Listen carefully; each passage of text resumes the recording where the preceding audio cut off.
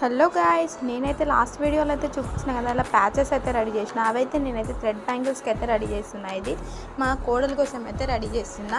దానివి చిన్ని హ్యాండ్స్ కాబట్టి నాకు చిన్న సైజ్ బ్యాంగిల్స్ దొరకడానికి అయితే చాలా టైం పట్టింది. ప్లెయిన్ బ్యాంగిల్స్ అనేది చిన్న సైజులో అయితే దొరకట్లేవు మా సైడ్ అయితే.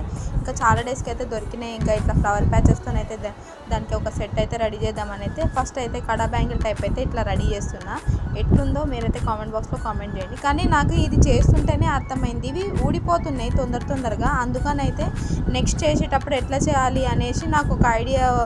అవి పిన్స్ ఉంటేనేమో స్టిఫ్గా ఉంటాయి, పిన్స్ లేవు నా దగ్గర కాబట్టి పెట్టేటప్పుడే గట్టిగా ఒత్తి పట్టుకుంటున్నా.